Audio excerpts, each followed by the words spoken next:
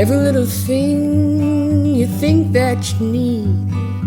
Every little thing you think that you need. Every little thing that's just feeding your greed. Oh, I bet that you'd be fine without it. Hello, everybody. Welcome to episode 59 of the Minimalist Podcast, where we discuss what it means to live a meaningful life with less. My name is Joshua Fields Milburn. You know, about 5 years ago, back in 2012, 2 years after Ryan and I started the Minimalists.com, we moved from our hometown of Dayton, Ohio, to a beautiful mountainside cabin in the middle of nowhere, Montana, to begin writing our second book, which is called Everything That Remains, a memoir by the Minimalists. It's the story of our 5-year journey from suit and tie corporate guys to becoming minimalists. And that book, which we published back in 2014, it's truly our favorite creation to date. And it eventually went on to becoming our most popular book as well. It's also featured in our documentary, Minimalism. You might remember that scene of me out in the salt flats reading from that book in the middle of nowhere.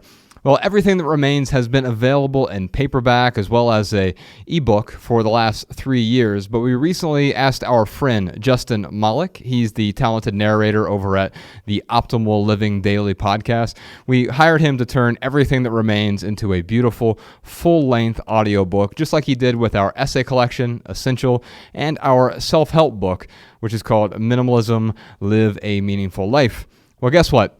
Justin did not disappoint. We are very pleased with the final product that he was able to produce. So pleased, in fact, that we want to share a large chunk of that audiobook with you for free on this podcast. So structured as a book-length 5-year conversation between its two authors, Everything That Remains is written as sort of this first-person narrative by me, Joshua Fields Milburn, with intentional interruptions. There are like comments and interjections and smart alecky remarks from my best friend of 20-something years, Ryan Nicodemus.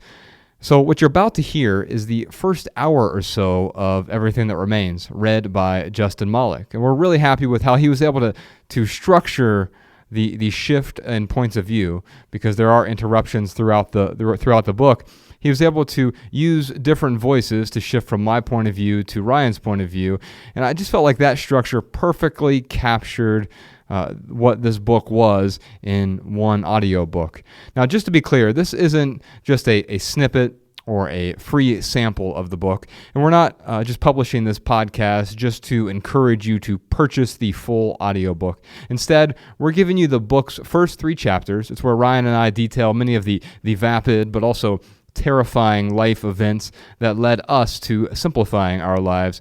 And we're sharing this with you because we think that you'll find value in this content regardless of whether or not you actually want to listen to the entire 5.5-hour audiobook. But if you do find value in this episode, then yes, of course you are welcome to download the entire unabridged audiobook on Audible or iTunes or Amazon. In fact, we'll put the links to all 3 in the show notes to this episode.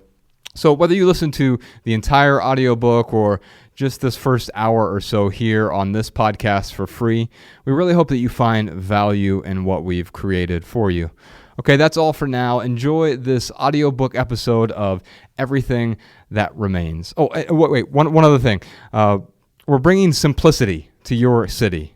If you want to see the Minimalists live, we're doing something called the Less Is Now tour this year. You can find a list of our upcoming tour stops at theminimalists.com/tour.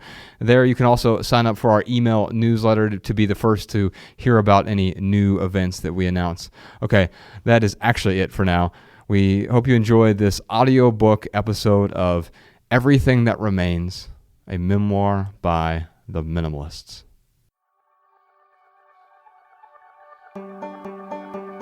Everything That Remains, a memoir by the Minimalists. Written by Joshua Fields Milburn with interruptions by Ryan Nicodemus. Read by Justin Malik. Music by We.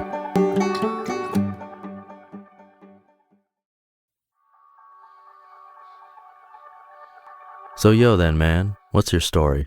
David Foster Wallace, Infinite Jest. A brief note for the reader. This book is a work of nonfiction, sort of.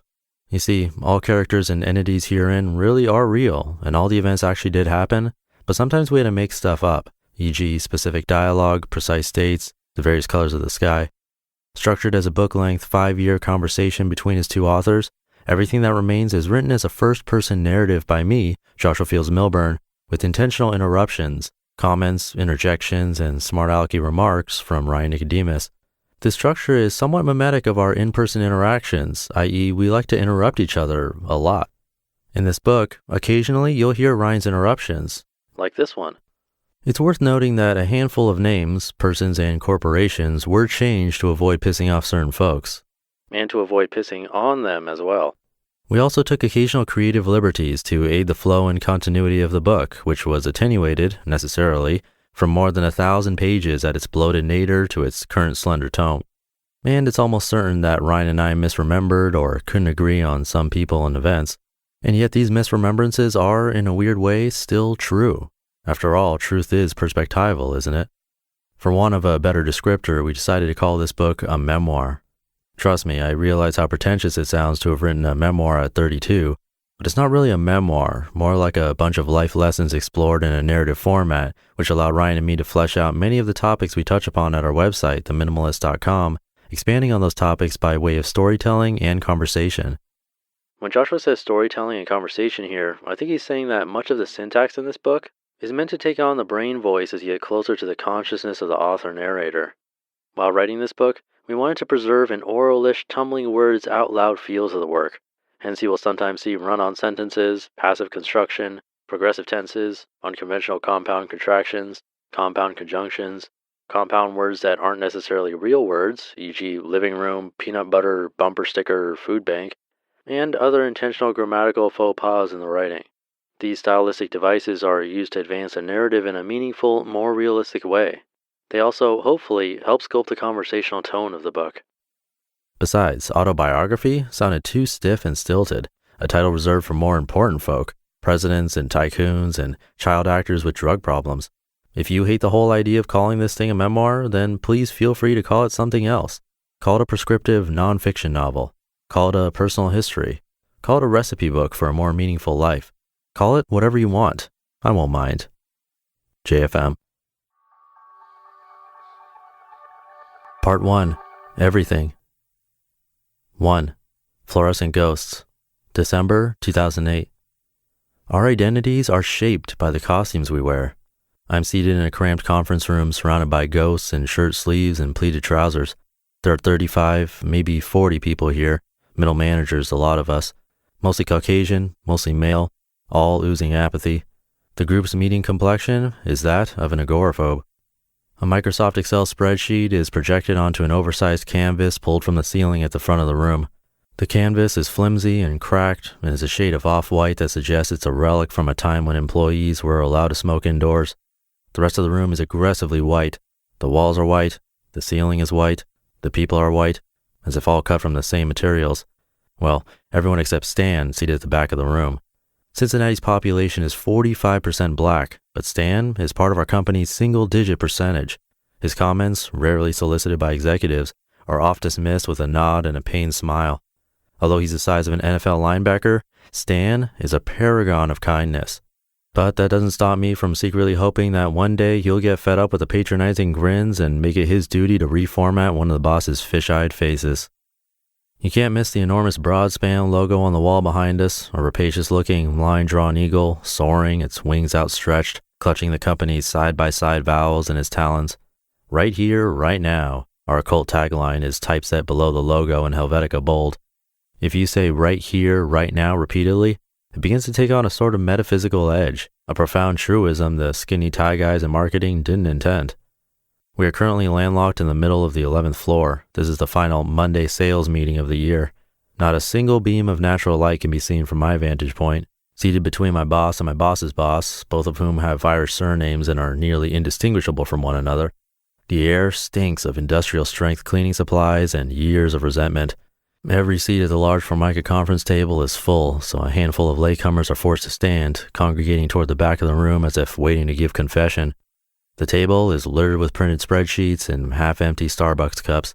Someone behind me yawns, which triggers several more yawns among the crowd. Boredom is contagious. The projected spreadsheet is out of focus, so we're all staring forward, squinting, attempting to find something meaningful in the blur. The projector emits a drone of white noise that everyone pretends to ignore. But I can't ignore it. How could you? That incessant hum controls the atmosphere around us, holding hostage all other sounds. The overhead lights are partially switched off. Everyone is baptized in half-light, a hideous fluorescent glow that makes us all appear vaguely ill. There's another yawn across the table, and then another. A man with pudgy red cheeks sniffs twice and then wipes his nose on his cuff. Ryan Nicodemus, my best friend of 20 years, the only man not wearing a tie, walks into the meeting wielding a massive coffee cup and a jutting jawline that carries an apologetic grin and a couple days' worth of dark stubble. He's swarthy and confident and very late. Hi. Sorry, there was traffic. My boss, or is it his boss, asks a question I don't realize is directed at me until I hear my name. So how do you explain the decline in attach rates this week, Millie? Half my coworkers call me Millie, which seemed endearing half the time and patronizing the other half, depending on the person and their cadence. I look to my right and then my left. Both men are fixed on the glowing grid at the front of the room, their faces red with early onset rosacea, a condition that makes them appear perpetually angry or embarrassed or somehow both at the same time. The spreadsheet, dull and cloudy, is color-coded green and red, apropos since it's 3 days till Christmas. The color scheme is inadvertent though, it's always the same every meeting no matter the time of year. Green is good, red is bad. Red dominates the blur today. I look at the numbers and try to affect what I hope is a sufficiently displeased look, followed by one of my dozen or so standard laconic answers, some jargon about marketing spend and GRPs and TPRs, and a few other acronyms that are supposed to make me look like I have a well-informed grasp on the situation. Half the room nods sympathetically to the rhythm of my gnomic reasoning. The bosses seem pleased with my explanation. I pretend to jot a couple notes on my yellow legal pad, something quote-unquote actionable. Ryan, now standing at the side of the room, just shakes his head at my line of bullshit. The projector is still thrumming, becoming more and more pronounced with each passing moment. I feel the urge to shout silence toward no one in particular, but there'd be too much irony in such a command. The bosses move on to the next excuse, Baron. At age 27, I'm the youngest director in our company's 140-year history. For a while, I thought this was impressive. You know, an admirable title to throw around when someone asks, as we invariably do, that most pernicious of questions, what do you do? To which I could respond with an air of accomplished pride, I'm the director of operations for 150 retail stores. Fancy, right? Well, not exactly. You see, this is all pretty much one big accident. In more ways than one, my entire life has been an accident, so it's difficult to figure out exactly how I got right here, right now. The accident started on June 29th, 1981, at 2:39 p.m. in Dayton, Ohio, a blue-collar, Rust Belt car manufacturing city. Brought into this world at the tail end of Generation X, the self-centered me generation, I was born to a 42-year-old bipolar father and a 36-year-old alcoholic mother. Ours was the blueprint of a dysfunctional family. I too was raised in a dysfunctional household before dysfunctional was cool. Lowell, my broad-shouldered, silver-haired father, suffered from schizophrenia and had persistent, elaborate relationships with people who did not exist in the physical world, people who conspired against him to ruin his life. He was taller than most tall men, large in an ex-football player kind of way, 3 times the size of my mother, Chloe. Chloe was prettier than he was handsome. Together, they were 2 wasted bodies of flesh, wallowing in their shared torment. My first childhood memory is of the 3 of us in our living room on Green Street, me on the couch, my father's face hypertonic and expressionless as he extinguished a cigarette on Mom's bare chest just below her clavicle. A quarter-century later, my wife complains about my still lingering nightmares, my middle-of-the-night limb spasms and shrieking. Mom finally left Lowell a year later. She started drinking more heavily around the same time. I was 3. I saw Lowell one other time at Christmas when I was 7. Years later, I found his death certificate. It noted advanced stage alcoholic cardiomyopathy as the cause of his heart's failure. My only memory of his funeral is of Mom struggling with a broken umbrella at the burial ceremony underneath a pessimistic sky, the top spring failing to hold the umbrella's runner in place, causing it to collapse in on itself. I don't remember the 6-hour drive to Chicago for the funeral, nor do I remember the return trip, but the downpour at the gravesite was torrential and unforgiving. For much of my pre-adolescence, I thought money came in 2 colors, green and white. Mom sometimes sold our white bills at a 2-to-1 ratio, 50 cents on the dollar, because she could purchase alcohol with only the green bills. Not once did I see any of the government-mandated nutritional pamphlets that were delivered with the white bills at the beginning of each month. Mom earned minimum wage whenever she was able to hold a full-time job, but she was unable to for any appreciable stretch of time because when she drank, she went on benders in which she stayed shut in our one-bedroom duplex apartment for days at a time, often not eating, just drinking heavily and chain-smoking Salem Lights from a green softpack, stumbling and falling and ensconcing herself on the ash-daubed couch. Red wine was Mom's preferred drink, though she settled for tall cans of Milwaukee's Best, or whatever beer was least expensive that week, when she could not afford the bottom-shelf wines at the liquor store 7 tedious blocks from our apartment. The store's owner sometimes allowed Mom to purchase beer on store credit. The walk to the store was always fueled with buzz-filled exhilaration and anticipation, both of which placed a heavy fog over her shame, but the walk back was composed of nervous expectancy, much like a child returning from the supermarket with a newly purchased toy, removing the toy's complicated packaging and playing with it in the car before making it halfway home. Similarly, Mom couldn't wait to unpackage her brown paper bag on the way home. Just one beer, she had justified to herself, to no one at all, so the last 3 blocks were the hardest part of her trek home from the store, at times resulting in her halting to rest on one of several benches. Although if she stopped to rest, she almost assuredly had another beer. Just one more to take the edge off, and on numerous occasions someone found the 90-pound woman asleep on a bench just a few blocks from her home, blanketed in erratic streetlight, a brown paper bag in her clutch. Mom would return to our humid apartment, which smelled faintly of urine and empty beer cans and stale cigarette smoke. I can still smell it now. And when she was too drunk to venture into the kitchen, Mom's modus operandi was to hide her empty beer cans under the front flap at the base of the couch. Sometimes she was unable to make it to the bathroom on her own. The couch cushions had been flipped dozens of times. Cockroaches scattered every time I turned on a light. They appeared to come from the next-door neighbor's apartment. The neighbor was a kind and lonely man, a World War II veteran in his mid-70s who seemed to own 3 or 4 apartments' worth of possessions and who didn't mind the bugs, perhaps because he had seen far worse or maybe because they kept him company. Love thy neighbor was the Matthew 22 scripture Mom muttered whenever she killed a roach with her house slipper. Although when she drank, the scripture often morphed into fuck thy neighbor, and throughout most of my childhood I thought they were 2 different biblical passages, a sort of Old Testament versus New Testament contradiction.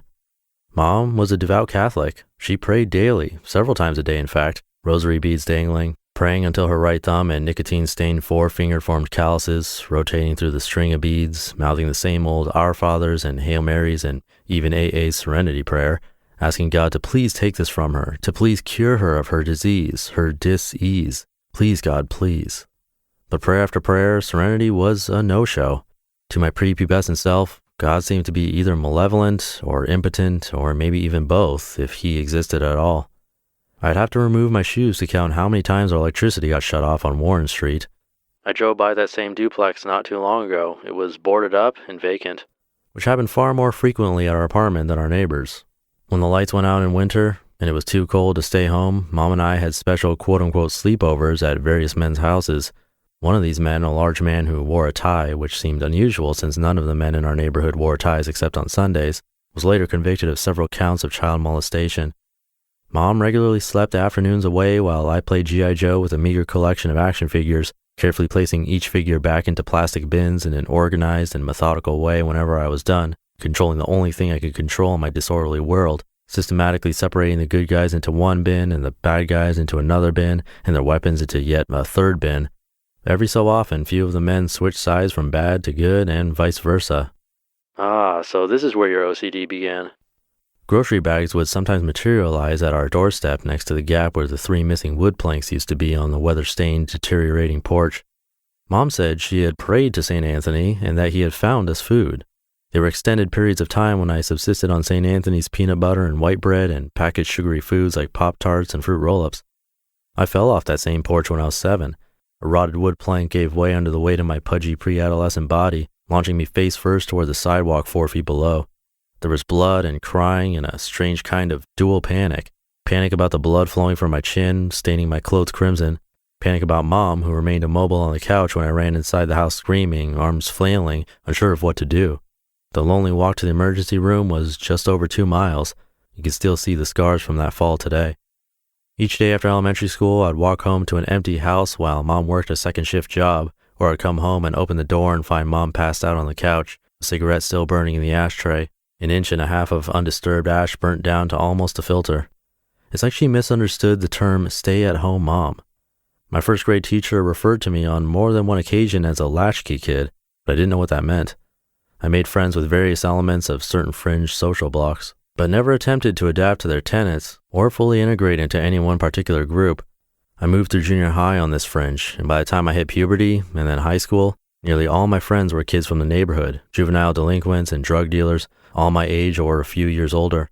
There was Jerome and Patch and Jamar, Judson and Mook and Pacho, J9 and BLR and Big Will, most of whom would end up in prison before any of us turned 20. Ryan didn't come around much during those years. His father wouldn't let him.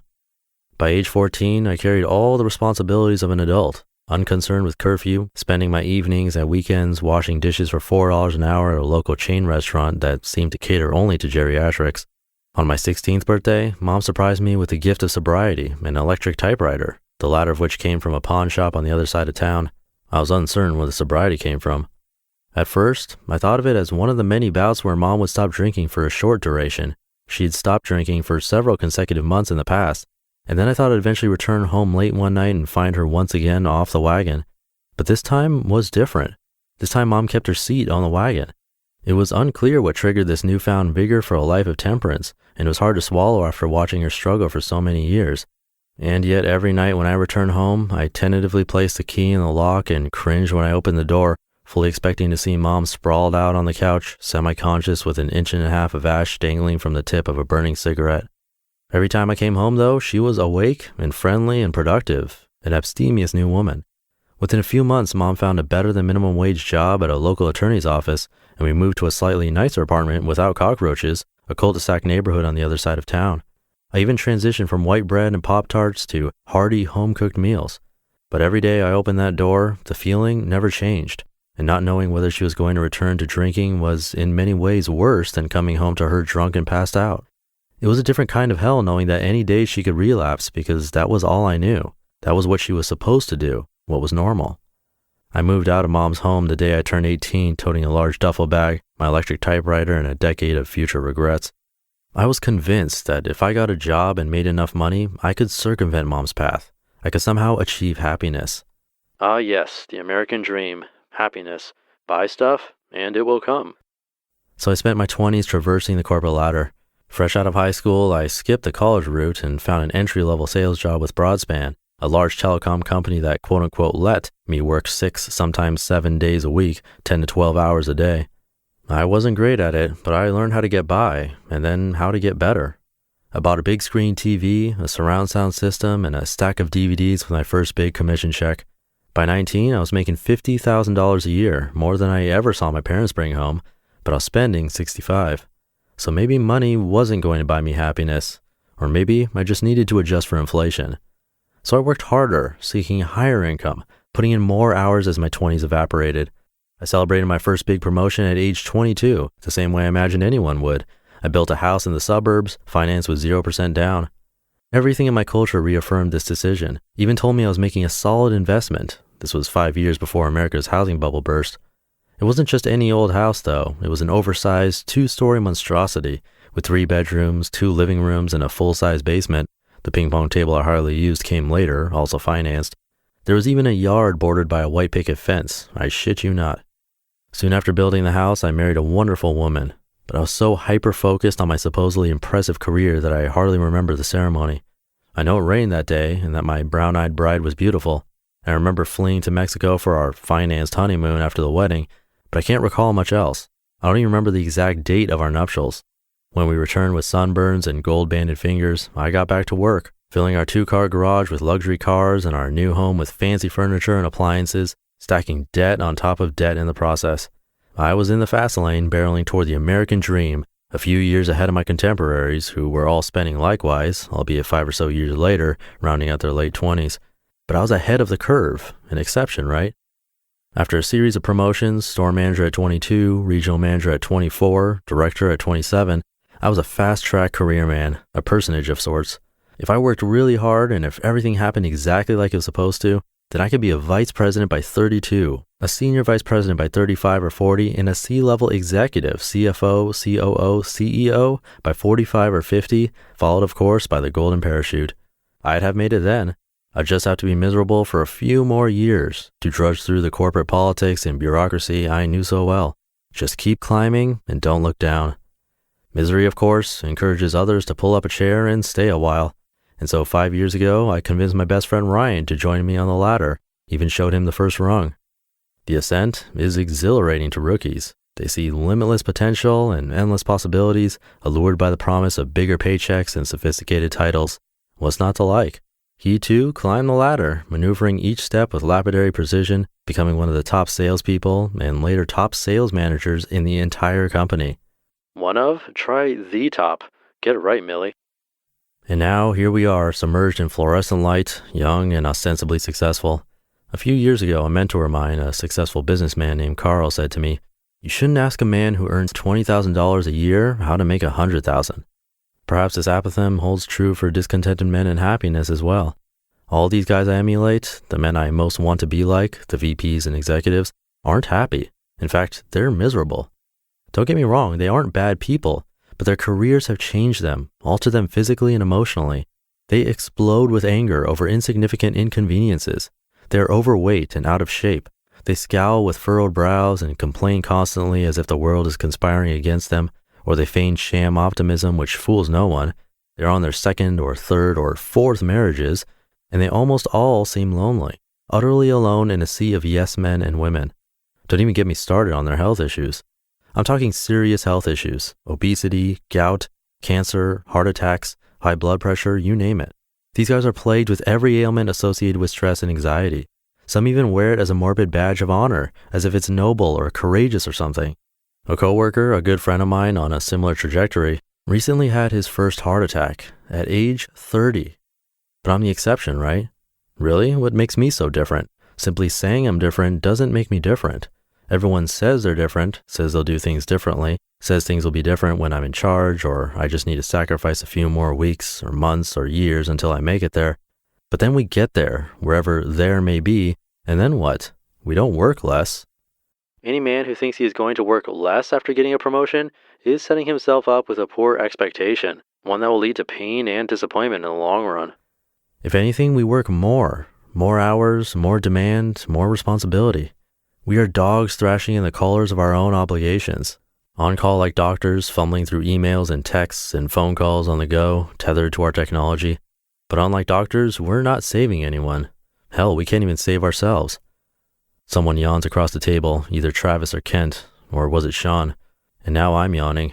It's not even 9 a.m. and I'm already on my third coffee, taking huge swigs, trying to compensate for last night's hurried, restless sleep. I'm tired of being this tired. I have nightmares about my job almost nightly.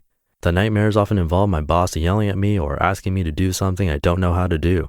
I usually wake up panicked, nauseated with guilt.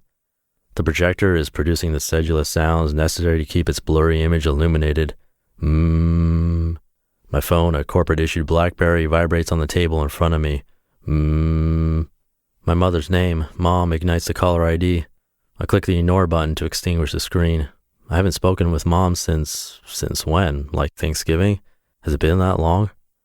Mom moved to St. Petersburg, Florida a few months ago to retire, which I think means to live off Social Security in a small government-subsidized apartment building for seniors. I haven't visited yet, but Florida sounds like a nice place. At least it does in her emails, to which she usually attaches photographs of sandy beaches and out-of-focus sunsets, and mostly her dog, a yappy Yorkshire Terrier named Sarah, which is literally short for serotonin, to whom Mom feeds ice cream and peanut butter and parades around town in colorful sweaters with matching bows mounted to her little head. Sarah is the center of Mom's empty nest world. You can see it even in the pictures, mother and dog posed yearbook style in their overstuffed apartment, cheeks and midsections expanding healthily, dolled up in post-retirement avoirdupois. They seem relaxed and happy, and Mom appears to be sober, displaying her real smile through false teeth. My BlackBerry screen lights up again to notify me of Mom's voicemail. The meeting is adjourning. Laptops close, overhead lights flicker on, a general sense of relief galvanizes the semi-sedate crowd. The room begins to evacuate, disassemble. All the smokers scatter first, shutting toward the exits on both sides of the room like they're escaping a burning building. It might be sort of nice to be a smoker right now, to have something to look forward to. I look up and Ryan is already gone, dematerializing as he often does. Moments later, I notice his feet under a bathroom stall's barrier, trousers bunched around his ankles, partially covering his $400 shoes. I'm wearing the same brand, black cap toe Oxfords, polished and ready for duty. I'm washing my hands when I hear the toilet flush and the stall door swing open with great force. How are things with that new girl? I ask Ryan's reflection in the mirror. Which one? He says, feigning confusion. The redhead, the one from the bar, I say and pull a paper towel from the wall dispenser. Last week he introduced me to this new girl who he seemed to really like, though I've forgotten her name. Well, how should I put this? He says through a wry smile. She and I went out Friday night, dinner and then drinks, then we took her car back to her place. We started making out on her couch, and one thing led to another. We'd both had too much to drink. Things got a little weird. Not out of control, just weird. Just tearing clothes off and stuff. I fix my hair in the mirror as he continues his tale.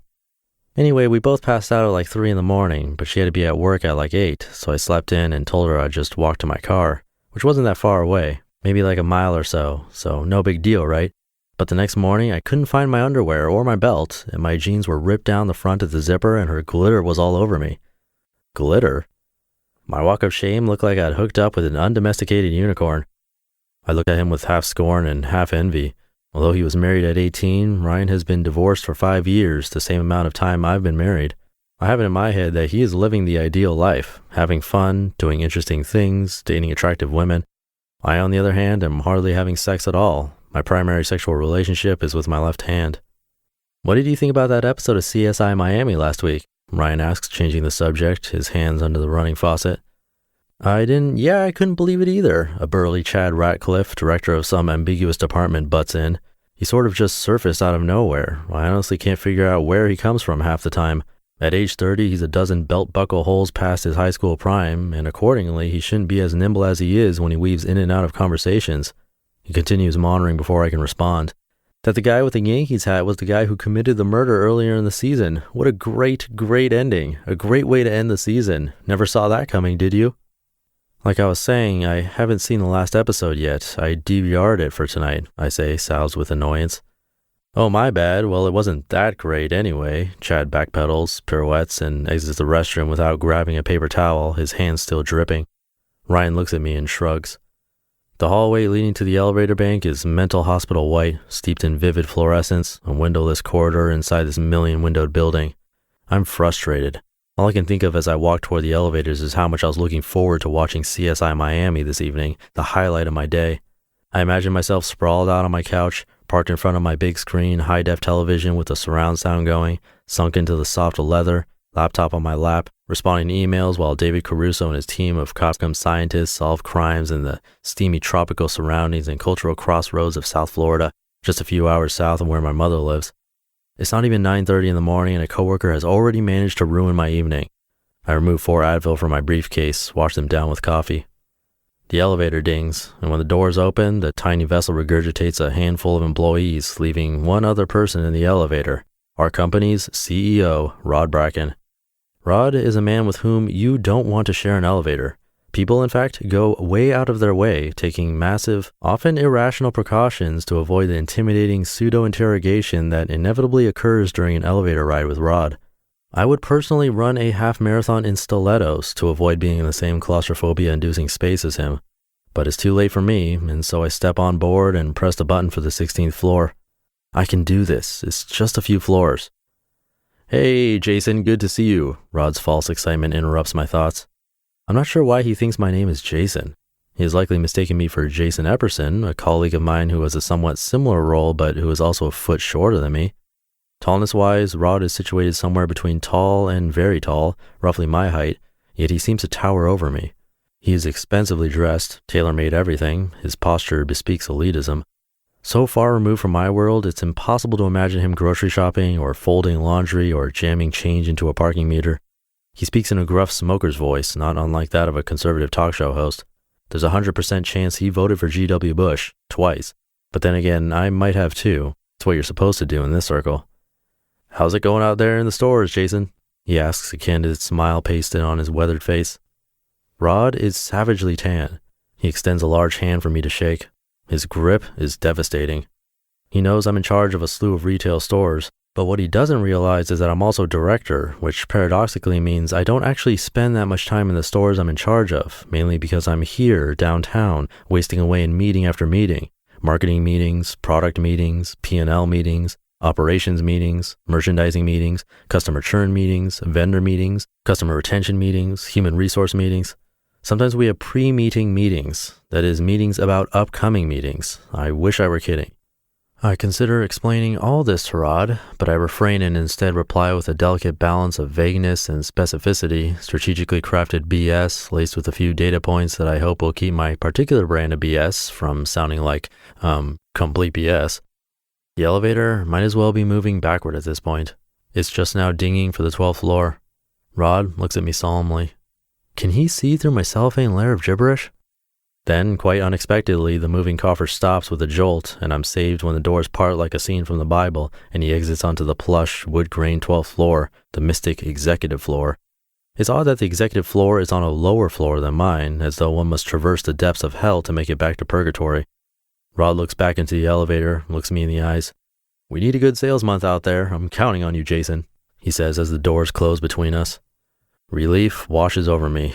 I squeegee my face with my right hand, breathing in through my nostrils, and after holding my breath for 2 more floors, I breathe out a deep, yogic breath. The walk to my corner office, past Cubicle Farms, the same color as Thousand Island dressing, past a piss-colored break room and its aggravating vending machines, past a cliché scene of 2 young women chatting at the water cooler, is unremarkable. A herd of smokers is returning, moving slowly around the foamy dividers, more bovine than human, their teeth sepia on the 16th floor's emphatic lights. My corner office is less impressive than it sounds. The Lilliputian space, sterile and uninteresting, sort of looks like how old movies used to portray the future, faux futuristic, the future from the past. My entire life is inside these walls. Behind me, the view is of a high-rise building across the street, which is nearly identical to the high-rise building I'm sitting in right now, a view of their view, of my view of their view, a sort of real-life M.C. Escher sketch. The rain raps soundlessly on the office's aquarium glass, thick and tinted. They can't see the sky from which the rain is falling, just a jungle of vertiginous skyscrapers.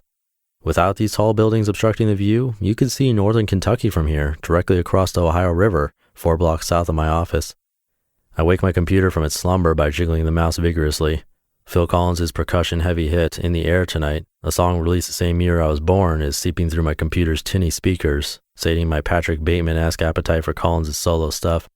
I can't help but sing along while scrolling my email queue. Well, I remember. I even mimic the dramatic drum sequence that leads Collins into the final chorus. Do-da, do-da, do-da, do-da, da-da. My inbox is bloated with 240 messages. Ding! Make that 241 messages, still mounting. I reach for a paperclip and accidentally knock over my 4th coffee. The hot liquid seizes my keyboard and then drifts from the desk onto my crotch. Fuck! I stop the runoff with half a ream of printer paper, each page soaked with my mistake. My life occurs mostly in boxes. Each morning I leave my box home, drive my box car to my box building, ride the box elevator to my box office, stare at the glowing box on my desk, eat a box lunch, hop from box room to box room for various meetings where we're encouraged to think outside, you guessed it, the box, drive my box car back to my box home, microwave a box dinner, which I eat in front of the idiot box in my box-shaped living room. I do this 5 or 6 days a week, 50 weeks a year. Lather, rinse, repeat. Today at noon, I eat lunch by myself, my only opportunity to satiate my unquenchable thirst for solace. The afternoon is peppered with back-to-back-to-back meetings, Meeting Monday we like to call it, which I sit through with stained pants and a bloodshot heart. During each meeting, I nod congenially as people make their points. I interject forged enthusiasm at appropriate intervals, hoping to impress the people I'm supposed to impress. The meetings are over by 5:30, although most of my floor cleared out an hour earlier. But those pikers aren't on the same track as me. They aren't willing to sacrifice like I am to get where I'm going, wherever that may be. Sacrifice. What an interesting word. What does it mean? I often ask myself whether I'm sacrificing enough, but I wonder whether I should ask myself better questions like, am I loving enough? Am I caring enough? Am I contributing enough? I don't think I like the answers, so I dismiss the thought. Each morning I arrive at the office before sunrise when the sky still has that pre-dawn color of an overripe eggplant. Most days I'm the first or second person on the entire 16th floor. Occasionally my boss's churlish boss is here before me, but I haven't seen him as much lately. He's going through a divorce that's rumored to be quite nasty. The trick is to get to the office early and leave late, effectively killing 2 birds with 1 stone.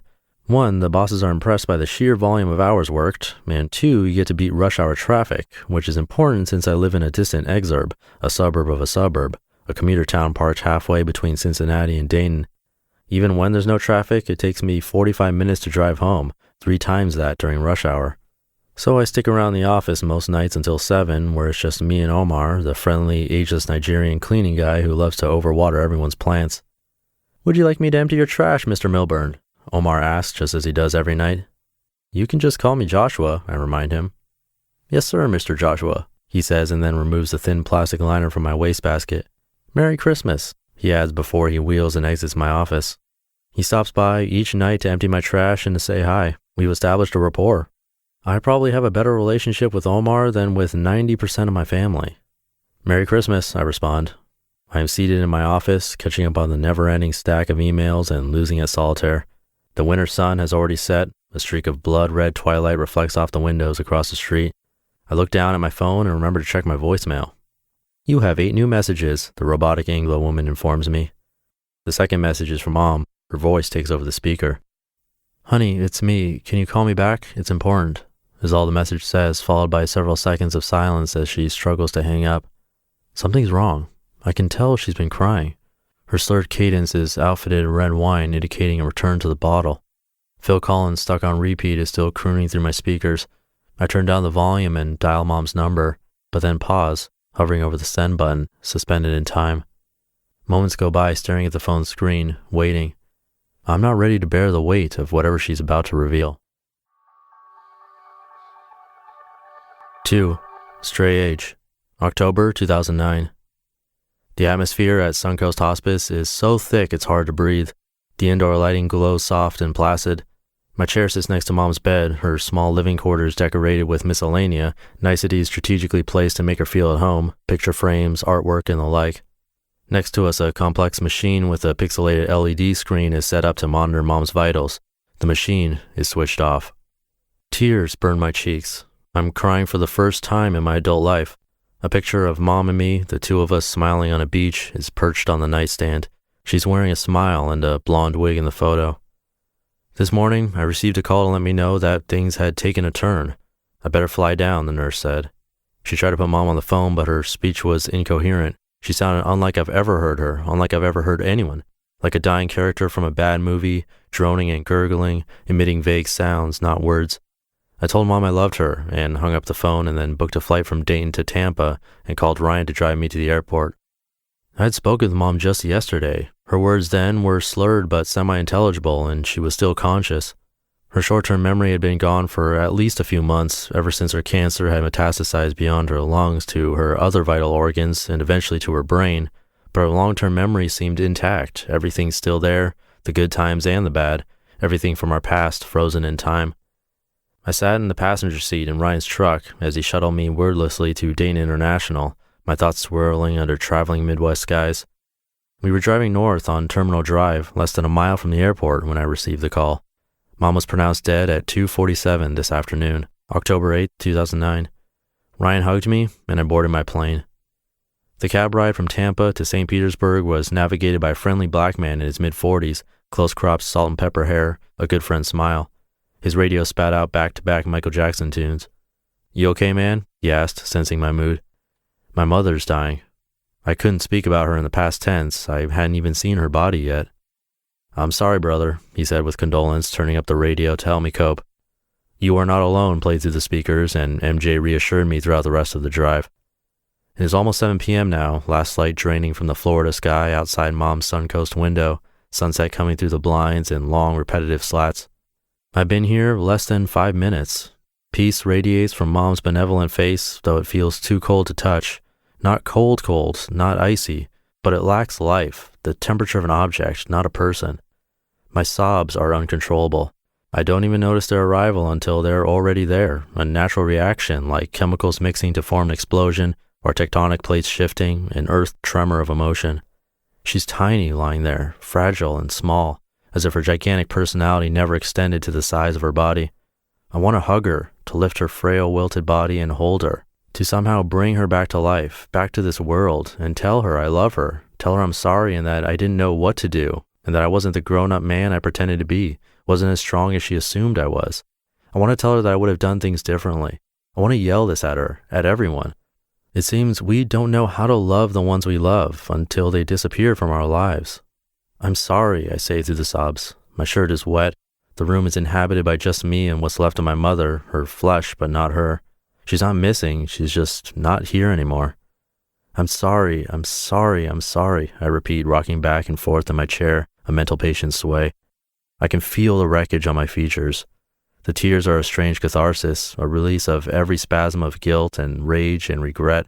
But they're also a departure for me, these tears, a turning of a page I didn't know needed to be turned. Eventually I have to leave. There's nothing left for me to say or do. I'm all out of tears, and so I hop a cab to Mom's building. Her second-floor apartment is filled with at least 3 apartments' worth of stuff. So much stuff. It's not a hoarder's home, but there are a lot of material possessions, 64 years of accumulation. Everything, especially her hulking antique furniture wedged beneath dwarfish ceilings, seems too large for the space it occupies, like something out of a Tolkien novel. The living room is festooned with sentiment, dozens of framed photographs, overstuffed photo albums, artwork she has owned since I was a child. Ornamental embellishments have colonized every corner, nook, and alcove. Handmade white doilies cover most flat surfaces, more doilies than I can count. Adjacent to the living room is Mom's kitchen, where cabinets are stuffed with several eras of mismatched plates and bowls and coffee cups. Every drawer is under the dominion of ill-assorted utensils. Inside the bathroom, a decade of makeup lives in a wicker basket next to the toilet, above which the shelves are neatly organized with enough hygiene products to start a small beauty supply business. When I open the linen closet to assess its contents, I'm faced with stacks of mismatched bath towels and dish towels and beach towels, bed sheets and blankets and quilts. It looks like someone's running a hotel out of this tiny closet. I haven't even glanced at the bedroom yet. Suddenly it occurs to me for the first time, I have to figure out what to do with all this stuff. I sit on the couch and look around, stand up again, look around, take it all in again and then close my eyes, breathe in through my nostrils. It smells like potpourri, fennel, and rosemary. I walk over to her stereo, a hand-me-down from my teenage days. I have only one CD here, Stray Age, by a Kentucky-born singer-songwriter named Daniel Martin Moore. I place it in the stereo and play the 5th track, Who Knows Where the Time Goes.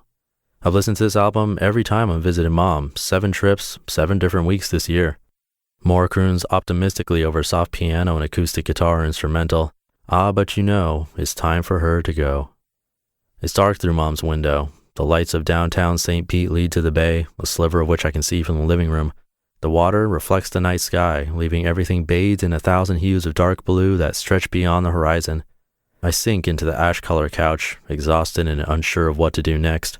I close my eyes. When I finally peel open my eyelids, hours later, I'm blinded by every bright surface. The morning sun angles through the windows, obnoxiously spotlighting my face and the objects in the room, casting shadows indiscriminately on everything that is beautiful and everything that is not. The white walls are screaming in the Florida sun. Everything appears bleached. I need a coffee and several ibuprofen. According to the woman on the phone, they don't have a big enough U-Haul in stock. She says I have to wait until tomorrow, which is fine. I have plenty of packing to do today, starting with the brimming bedroom closet. Why does she have so many winter coats? Doesn't she live in Florida? I mean, didn't she live in Florida? I feel a pang of sadness. Surely she didn't wear any of these high heels. And pantsuits? Really, Mom? Pantsuits? When was the last time you wore a pantsuit? And it's mind-boggling to see all these blouses with price tags still attached. Here are 2 bathrobes, unworn, sale tags still dangling like a friendly reminder of wasted money. Although I guess I can't point the finger, can I? I too own a lot of clothes I don't wear, a lot of shit I don't use. What am I going to do with all this stuff? I mean, I don't want to commingle Mom's stuff with my stuff, so that's out of the question.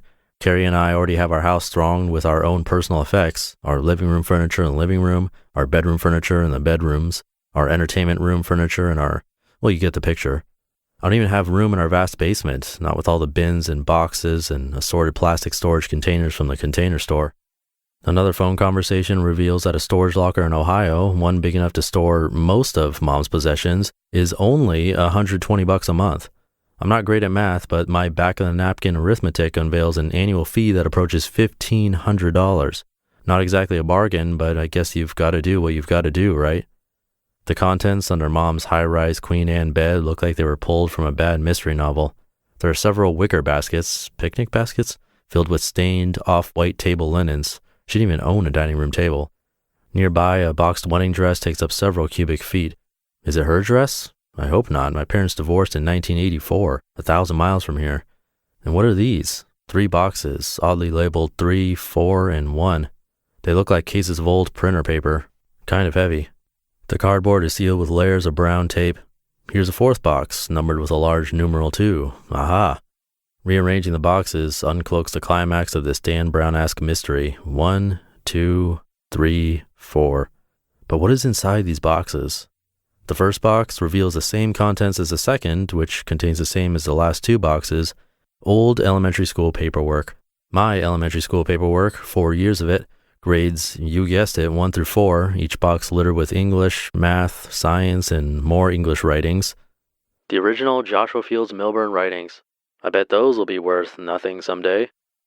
As it turns out, I wasn't that great at English, although my prepubescent handwriting is somehow better than my present-day hieroglyphics. Case closed. You're like a modern-day Nancy Drew. But here's the real mystery. Why? Why was Mom hanging on to decades-old schoolwork? She obviously wasn't getting any value from it. After all, the boxes were sealed, unaccessed for 20 years, just sitting there, tree bark in a box. If she were here, she'd probably tell me she was holding on to a piece of me in the boxes. But how? I was never in these boxes. I didn't even know they existed until this moment. And yet she thought she could keep a piece of me, memories of me, by keeping these things. This thought infuriates me. Our memories are not in our things. Our memories are in us. But wait a minute, aren't I doing the same thing with her stuff? Except instead of little boxes under my bed, I'm going to squirrel away all her bits and pieces in a gigantic box with a padlock. And just like her, I will, in all likelihood, leave it there, sealed for a score in an edge-of-town storage locker, the final resting place for her belongings. Faced with this realization, I pick up my phone and dial. Thank you for calling U-Haul, your moving and storage resource. My name is Randy. How may I help you? Hi, I need to cancel a truck. Good news for me. I wasn't ready for another blockbuster season of Ryan and Joshua Move Heavy Things. I was wearing a jacket when I left Ohio 2 weeks ago, but there's no need for one in Florida. It's still middle of summer hot here, scorching for mid-October. 98 degrees, 95% relative humidity, air so thick that my hair parts in strange ways and frizzes like it's mad at me. I'm sweating just thinking about going outside. I spent the last 12 days divesting myself of Mom's property, her furniture, her clothes, even her supply of doilies. All of it sold and donated to help the charities that assisted her through 9 months of chemo and radiation. Into the heat of this morning comes peace, an ineffable weight lifted. I call a shuttle to drive me to the airport where Ryan will be waiting for me on the other side of my flight. I'm headed home with 4 boxes of photographs and many years of memories inside me. Before I exit the apartment, I turn around and take one last look at the empty space, staring into the vastness of everything that's gone. The stereo is no longer there, but Daniel Martin Moore still plays in my head. But you know, it's time for him to go. Perhaps this is my stray age. Someone once told me that our bodies' cells regenerate every 7 years, making us completely new people at 7-year intervals. I'm 28 now. Maybe this is my 4th regeneration, my chance at a new start, an opportunity to be kinder to what I've been given, for that's all there is, and the meter is running. 3. The American Tragedy, November 2009. In the midst of all the 70-hour work weeks, all the time spent on so-called achieving, I didn't forget what's important. I simply don't know what's important anymore. And so here I am, Sunday afternoon, counting the cracks in my wounds, sulking in my new bachelor pad, more confused than ever. It's a dark apartment, stocked with brand new furniture and my own sullen disbelief. My mother's death still hangs in the air around me, and now during the same month, my 6-year marriage is ending. Shit. Looking around, it's hard to determine which way is up. But even while Rome is burning, there's somehow time for shopping at IKEA. Social imperatives are a merciless bitch. Everyone is attempting to buy what no one can sell. See, when I moved out of the house earlier this week, trawling my many personal belongings in large bins and boxes and 50-gallon garbage bags, my first inclination was, of course, to purchase the things I still needed for my new place. You know, the basics: food, hygiene products, a shower curtain, towels, a bed, and, I need a couch and a matching leather chair, and a love seat, and a lamp, and a desk chair, and another lamp for over there. And don't forget the sideboard that matches the desk, and a dresser for the bedroom. And I need a coffee table, and a couple end tables, and a TV stand for the TV I still need to buy. And don't these look nice? What do you call them? Throat pillows? Oh, throw pillows. Well, that makes more sense. And now that I think about it, I'm going to want my apartment to be my style, my own motif. So I need certain decoratives to spruce up the decor. But wait, what is my style exactly? And does these stainless steel picture frames embody that particular style? Does this replica Matisse sketch accurately capture my edgy but professional vibe? Exactly how edgy am I? What espresso maker defines me as a man? Does the fact that I'm even asking these questions mean I lack the dangling brass pendulum that make me a man's man? How many plates, cups, and bowls and spoons should a man own? I guess I need a dining room table too, right? And a rug for the entryway and bathroom rugs, bath mats? And what about that one thing, that thing that's like a rug but longer? Yeah, a runner. I need one of those. And I'm also going to need... Don't let Facebook fool you. There is one and only one accurate relationship status. It's complicated. Such is the case for my 6-year marriage. Whether someone has been married for decades, is recently single and dating, or is involved in some sort of abstruse polyamorous love triangle, all relationships, friendships, intimate or otherwise, are inherently complicated. We are human beings, mixed bags of thoughts and emotions and actions, righteous liars and honest cheats, sinners and saints, walking contradictions, both the darkness and the light. The key then seems to be to work through complications before they mount, to find common ground and change course before it's too late. Although for some people, it's already way too late to course correct. We've all watched Titanic. And so with all my apartment's new Swedish accoutrements, I forgot to buy curtains, and I can't find anything to cover the windows inside any of these boxes. I wonder whether people on the street can see in. I can certainly see out. It's the first weekend in November, and autumn is falling down again. Summer seems so far from reach. A few stubborn leaves still hang on, resisting their change in color, while I hang on to the past, resisting the inevitable. Most of the vibrant leaves, though, have already freed themselves from their oppressive branches. I envy their fortitude, their tenacity. They fall so gracefully.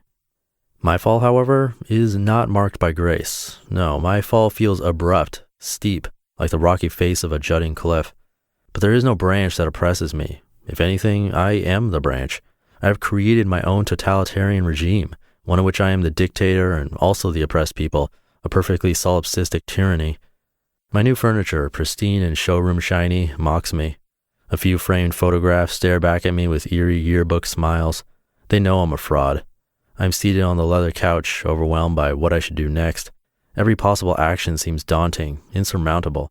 I let out a nervous laugh as if there's hope in this despair. Through the window, the afternoon sky is filled with opaque clouds that look like chalk dust smeared across the atmosphere, like something wrong was recently erased but hasn't yet been corrected.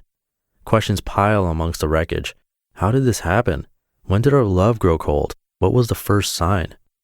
The truth is that Carrie and I didn't have a bad marriage. We had a good one. In fact, that was sort of the problem. It was good, not great. More specifically, Carrie was great in more ways than I can count, but I wasn't.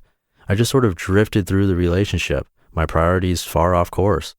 Sometimes we'd be out to dinner, grazing our expensive meals, and instead of discussing our days, our interests, our desires, I'd be on my side of the table, attending to the glowing BlackBerry in my hand, tapping away, responding to emails and texts, focused only on GTD. Getting things done. It's just a stupid productivity term for our acronym-filled corporate world. Instead of on the moment and the real living, breathing person on the other side of the table. After dinner, I'd usually return missed calls during the drive home, followed by hours tucked away in my home office, putting out purported fires at work, fires that existed mostly in my restless mind. I worked even on our honeymoon. I didn't listen, not really, and I certainly didn't contribute to help the relationship grow. To put it bluntly, I was kind of a shitty husband. That's not my special brand of self-deprecation, it's simply the cold truth.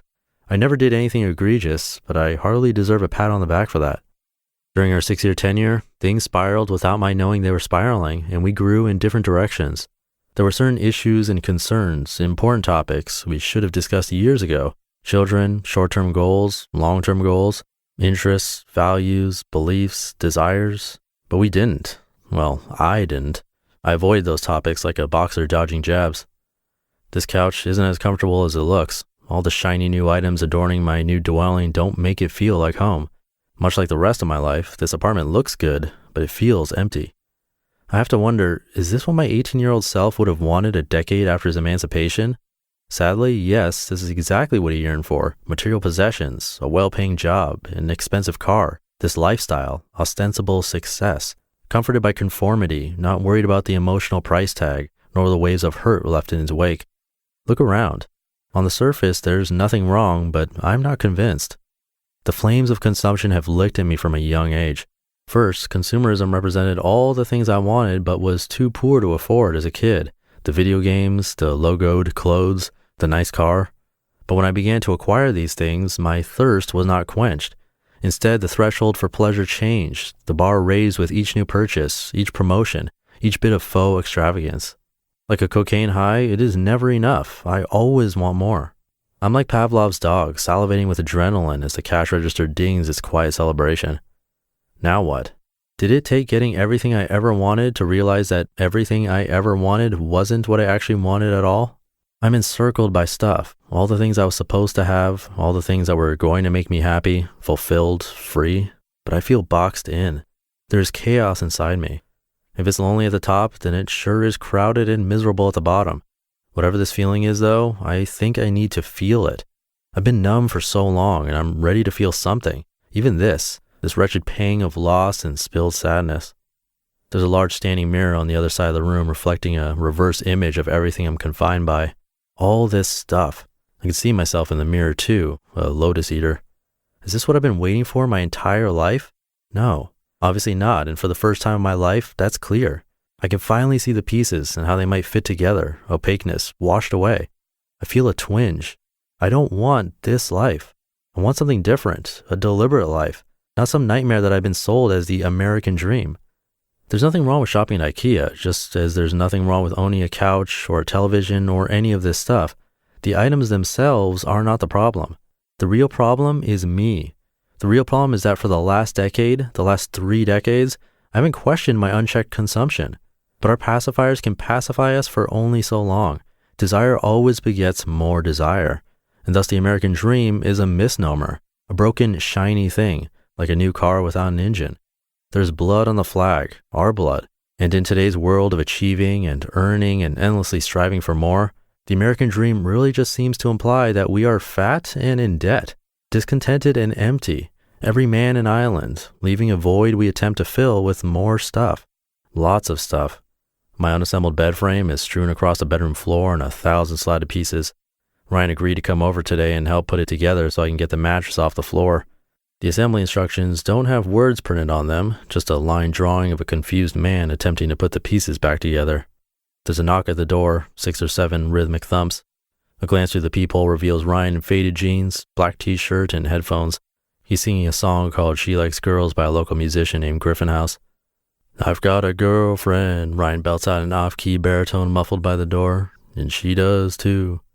He pauses when I open the door, and his blue eyes turn dark with worry when he sees me on the other side of the threshold. He removes his headphones and asks, "How are you holding up?" The question sounds still a bit sing-songy, but with genuine concern in his voice. "Come on in," I say. He steps in and looks around the apartment. The door shuts behind him. "When did you get all this new stuff?" An iceberg moon presides over the denim sky outside my window. The stars are out, so bright they've rendered the street lights redundant. My bed is assembled, and I'm alone again, memorizing the ceiling. Ryan is long gone. As he was leaving my apartment, he asked whether I wanted to hang out this week. "Maybe. Can I call you tomorrow?" I asked. "Sure, if you'd like, but I'd prefer if you'd just call me Ryan," he said, donning a goofy grin as he shut the door. According to the clock dripping time onto the nightstand, it's 2 a.m. now. I'm just lying here, supine, beneath the stillness of my room, drowning in every word I never said, a scholar of the past. My eyes won't shut, pupils dilated under interior darkness and empty sheets. The cold caress of helplessness. Something has to change. Everything has to change. Breathing into the room's stale air, I look at the window and feel threatened by the world beyond its pains. Eventually my eyes close without permission, the world lost inside myself. Throughout the night, I take the dreams as they come, sorting through them one by one, each one more real and more intense than the previous. Most vivid is a dream of my drive home, back to the place that used to be my home, down empty back roads and snow-laden fields under drained Midwest clouds at twilight. The sky itself appears close to the earth, skull-colored, sprawled in stardust and angst. I'm driving faster than my instruments should allow. An unemployed scarecrow stands perched in one of the barren fields, waiting to do what he was meant to do with his life. The car seems self-propelled, disassociated from my physical body. The arc lamps on the road are all switched off, forcing me to rely on my natural instincts and the vehicle's high beams to illuminate the journey. And when the headlights begin to flicker epileptically and the blackening sky wins its battle against the day, I can't see where to turn or what to do. My instincts fail. The needle on the dash reads empty, but the journey into the darkness doesn't stop, and then the car seems to buckle beneath me, and the driving surface changes as I veer off the road, making it impossible to know which way was the right way and which way was not. I couldn't have planned for this. I clutch the steering wheel with both hands and jam the foot brake as hard as I can, waiting for God's wrath and hoping to make it to the other side with the least amount of damage possible. The sound of the cataclysm doesn't possess any of the shrieks or metal-on-metal tearing I expect, just the symphonic sounds of broken glass, the windows shattering in beautiful dissonance, disobeying the physical laws of the car crash, shattering before impact, braking in preparation for the collision, not waiting for the accident, but bracing for it. There's a cross of flowers on the roadside, and now everything is still, and in the darkness someone is opening the door for me. It's the out-of-work scarecrow. Outside the car, there's a sternness of judgment in the barrens, shades of flamed earth under dim skies. One of the road's arc lamps flickers on, casting shadows on the bleached fields around us. Somehow the front of the car has wrapped itself around a telephone pole. The hood is mangled. A rise of smoke and the steam of half a dozen fluids plumes from the engine, reaching for the arc lamp and beyond, to the sky and the stars and whatever else is out there in the heavens spectating this event. My hands are bleeding, and I can't form a clear picture of what has happened. It is cold. I wonder whether it's supposed to be this cold. The scarecrow is standing next to me on the outskirts of the wreckage. In a dry monotone, he says, "You were going in the wrong direction." It's impossible for me to disagree.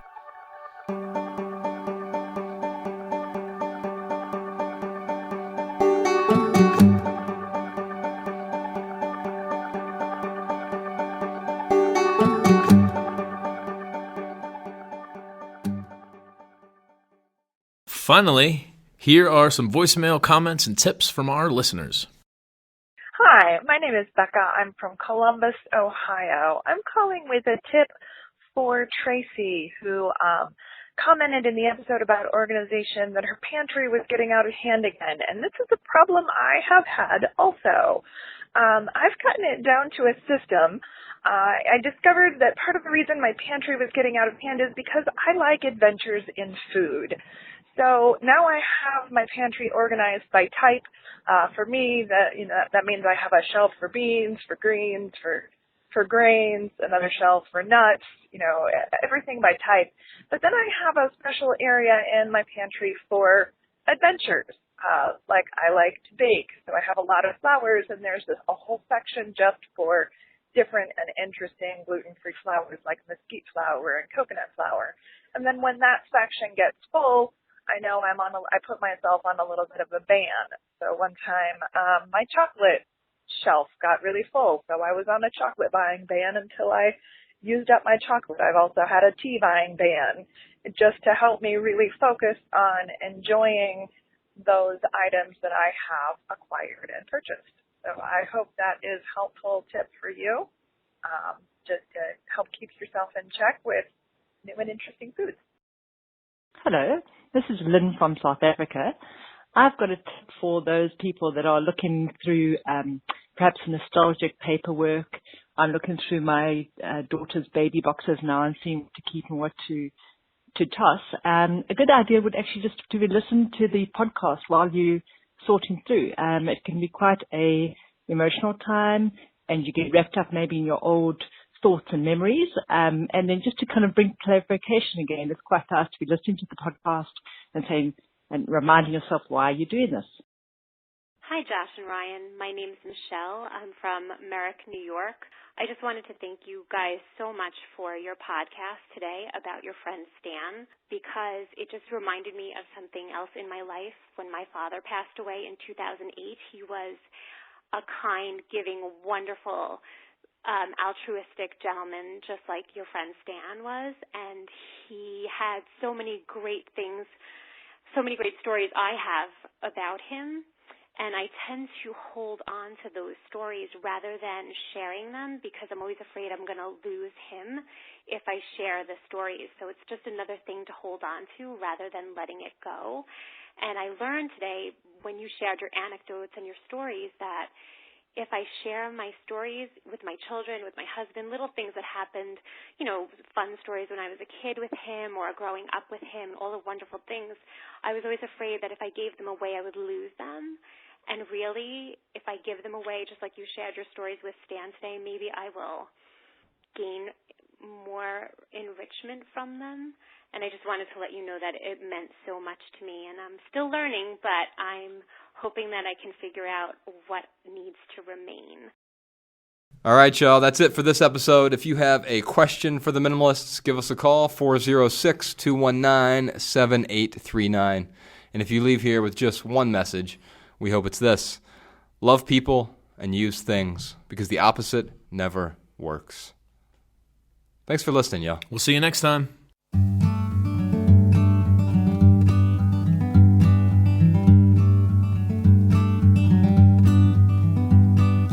Every little thing you think that you need, every little thing you think that you need, every little thing that's just feeding your greed. Oh, I bet that you'd be fine without it.